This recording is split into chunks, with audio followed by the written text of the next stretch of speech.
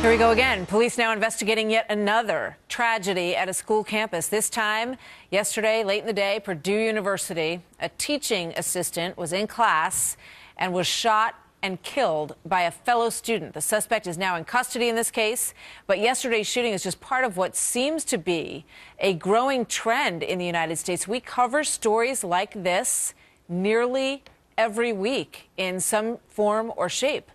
5 school shootings in the last week alone. One of them was at a middle school, 2 were at high schools, and 2 on college campuses. At least 25 school shootings took place in 2013. And of course, back in 2012, Newtown was the one that stands out the most clearly in everyone's minds. The deadliest last year in 2013 was when 7 were killed at Santa Monica College. Meanwhile, only 10,000 schools have armed guards out of about 140,000 schools in this country. Most of those that have armed guards are middle schools and high schools. So let's talk about what's going on here. Julie Roginski is a former political advisor to New York Senator Frank Lautenberg. Lars Larson is a syndicated radio talk show host, and I welcome both of you here.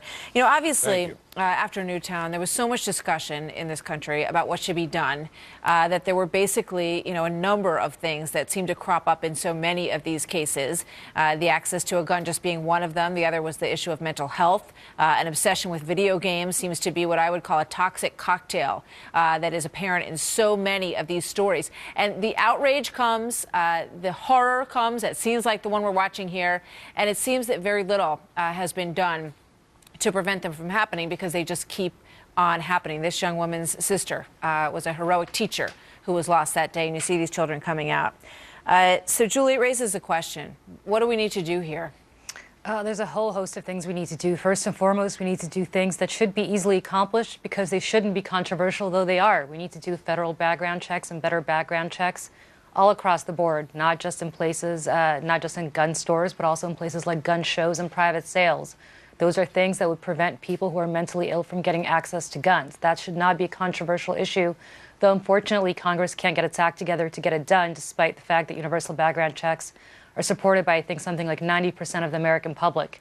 I advocate for more stringent gun control. There is no reason on earth why semi-automatic assault weapons should be something that are easily sold in this country, and so on and so forth. But again, this has become a rhetorical issue and nobody's acting on it, and I think it's a disgrace. I think you make a great point that Congress has, done nothing. I mean, these issues get so much outrage, and you hear the politicians rail about what needs to be done, and I want to emphasize that we're talking about all 3 areas here: movies, video games, mental health issues, and the gun issue. And some people believe, Lars, that what we need is not fewer guns in this country. And as I pointed out, there's only 10,000 armed guards and 140,000 education centers in this country. And a lot of people think if we had more of them covered better, we would have a lower rate of these stories, Lars.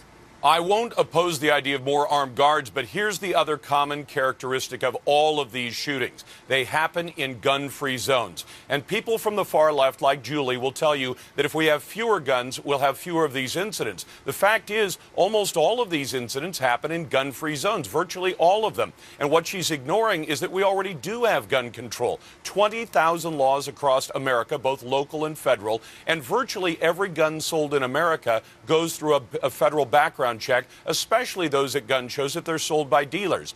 The folks who'd like to say, but we have to cover the private party sales, have them point to one single incident involving a private party sale. They can't do it. Most of these guns are either legally purchased by people who are legally capable of doing that, and you know of some of the recent shootings where that's happened, or they're stolen, as in the case of Adam Lanza at Sandy Hook. So the idea of having more laws that are not enforced doesn't make any sense. But when a young man like Andrew Bolt, and my heart and prayers goes out to his family for the loss, when he is murdered, he's murdered almost always in a gun-free zone. Having more guns in society does make society safer. And the Department of Justice says that almost 2 million times a year, American citizens with no special training use a gun to protect themselves from a criminal. I find, Julie, that so many people, are horrified at the idea of more armed guards at schools, right? But if you ask them about their own child's school, and they imagine for a moment that there is a gunman, God forbid, in that school, I think most of them would say that they would be happy if there was a policeman there who could take that person out before they did any damage to any more families. I have a young child in a school, and I will tell you right now that if there were armed guards in his school and there were any guns anywhere near my child in his school, and he's a toddler and he can't really know what's right or what's wrong about guns, but if I had an armed guard at his school, I would pull him out of that school. So I'm, for one of those people. So if somebody was about to enter the hallway with a gun, listen, you would not want anyone to be able to defend your son? I do not want guns in my son's school. I don't want people with access to weapons.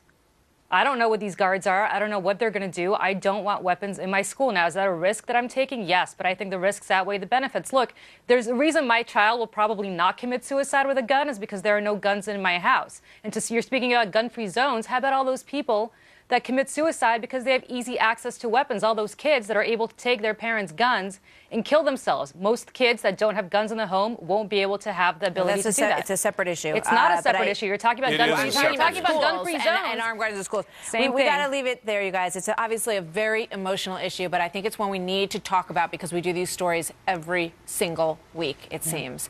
Lars, Julie, thank you very much, you guys.